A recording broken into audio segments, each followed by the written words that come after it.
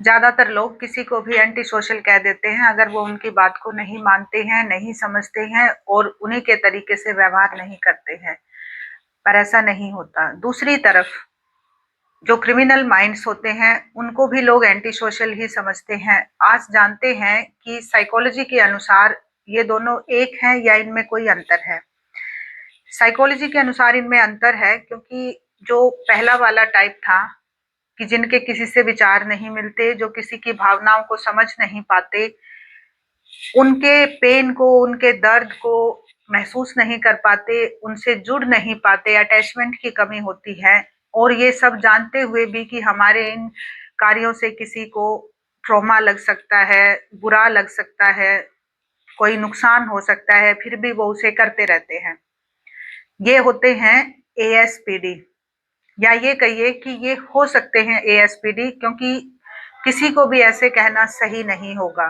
Anti social personality disorder ये एक मानसिक रोग है साइकोलॉजी में, और इसको हम कहते हैं व्यक्तित्व विकार। ज्यादातर मानसिक रोग व्यवहार में देखे जाते हैं, उसी तरह से ये भी देखा जाता है, पर ये आदमी अपनी फंक्शनल लाइफ को सामान्य रूप से जीता है, इसलिए ये बीमार नहीं दिखाई देता। तभी ये हमेशा एक बहस का मुद्दा बना रहता है कि इसमें कोई कमी हमें नजर नहीं आती, पर इसकी सोच किसी से मैच नहीं खाती। यहाँ पर ये एंटी सोशल है इनडायरेक्ट विचारों में, क्योंकि इसके विचार ज्यादातर नहीं मिल पाते समाज के साथ, अपने परिवार के साथ, और अलग ही दिशा में चलते हैं। तो इन्हें फिर कैजुअली लोग कह देते हैं ये एंटी सोशल है, समाज विरोधी है, जबकि उसने कोई क्राइम नहीं किया है। दूसरी तरफ जो क्रिमिनल माइंड्स जिसको हम बोलते हैं, जो अपराधी होते हैं, जो चोरी करते हैं, जो रेप तक करते हैं, जो इस तरह के बहुत सारी लिस्ट हम बना सकते हैं इस तरह के कामों की, तो उन सबको हम क्रिमिनल्स बोलते हैं।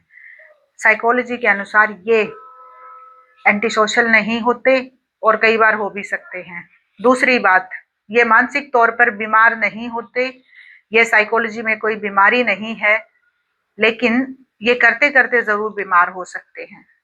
तो यहाँ पर एक बहुत बड़ा अंतर है इन दोनों में, लेकिन कैजुअली लोग इनको एक ही तरह से बोल देते हैं, जो कि सही नहीं है। इस अंतर को समझना बहुत ज्यादा जरूरी है। और इनके साथ ही साथ मैं ये भी कहना चाहूंगी कि जो एएसपीडी, जो पर्सनालिटी डिसऑर्डर है, उसको बदलना शायद ही आसान हो, लेकिन क्रिमिनल माइंड्स को बदलना आसान है, क्योंकि ये जो यहाँ तक पहुंचे हैं दोनों, उनके कारण भी कुछ इस तरह से हैं। एएसपीडी जो पर्सनालिटी डिसऑर्डर है वो ज्यादातर टाइम कंजेनाइटल होता है। जन्म के समय ही व्यक्ति एक ऐसी प्रवृत्ति के साथ पैदा होता है जो उसके गुणों में, व्यवहार में हमें दिखाई देती है, जिसको वो हो सकता है जीवन भर ये एक्सेप्ट ही ना करे कि मुझ में ये कमी है। उसे यही लगता रहे कि मैं तो अपनी बात सही कहता हूँ, पर सामने वाले उसे समझ नहीं पाते, और ये अंतर चलता रहता है। कई बार ऐसा हो सकता है कि बाकी लोगों को ये समझ आ जाए कि इसके साथ कुछ तो गड़बड़ है, क्योंकि इसकी सोच हमेशा ही हमसे अलग रहती है। तो वो साइकोलॉजिस्ट या साइकेट्रिस्ट से डिस्कस करते हैं, फिर क्लिनिकली असेसमेंट होते हैं, और तब जाके पता चलता है कि इन्हें पर्सनालिटी डिसऑर्डर है। अगर वो व्यक्ति उसे एक्सेप्ट कर ले कि हाँ मुझे है, और उस पे काम करना चाहे, तो हो सकता है कि वो मॉडिफाई कर पाए, लेकिन तभी भी वो एक लिमिट तक ही मॉडिफाई कर पाएगा। इसको आप कुछ इस तरह से समझ सकते हैं कि हर चीज की एक फ्लेक्सिबिलिटी होती है। जैसे मान लीजिए इस पेपर की एक फ्लेक्सिबिलिटी है कि हमने इसको मोड़ दिया, हम इसको इतना ही मोड़ पाएंगे जितना ये, जिस मटेरियल का ये बना है, जितना ये फ्लेक्सिबल है। तो कुछ पर्सनालिटीज में ऐसी फ्लेक्सिबिलिटी होती है और कुछ पर्सनालिटी डिसऑर्डर्स में ऐसी नहीं होती। अब कुछ में इतनी ज्यादा रिजिडिटी होती है कि हम इसे मोड़ ही नहीं पाएंगे, ये ऐसे ही रहेगा। तो पर्सनालिटी डिसऑर्डर को भी आप एक इस तरह के एग्जाम्पल से जोड़कर मोटे तौर पर समझ सकते हैं कि जब हम किसी को कहते हैं आप बदलते क्यों नहीं हुए, तो विचारों की ही बात है ना, आप ऐसे करके देखिए। लेकिन उनका बिलीफ सिस्टम इतना स्ट्रोंग होता है, चाहे गलत क्यों ना, गलत ही क्यों ना हो, बट वो चेंज नहीं कर पाते। एक्सेप्ट करने के बाद भी कई बार चेंज नहीं कर पाते। नार्सिसिज्म इसका एक एग्जाम्पल है। उन्हें पता होता है कि हम दूसरों पर कंट्रोल कर रहे हैं, और वो समझते भी हैं इस बात को और कई बार निकलना भी चाहते हैं क्योंकि वो खुद भी सफर होते हैं पर निकल नहीं पाते। तो ये एक मानसिक रोग है, पर लोग उनके ऊपर प्रेशर बनाए रखते हैं, समाज का प्रेशर, फैमिली का प्रेशर और एक प्रेशर अपने अंदर से कि हर हर कोई मुझे ही आके क्यों कहता है। पर फिर भी उनके अंदर चेंज होने की क्षमता बहुत ही कम होती है और वो भी उस केस में जिसमें वो खुद चेंज होना चाहें थोड़ी सी होती है। अदर साइड क्रिमिनल्स कैसे बनते हैं? सामाजिक आर्थिक स्थिति से, पीयर ग्रुप में उनके कैसे बच्चों के साथ पले बड़े बड़े हुए, किस माहौल में रहे।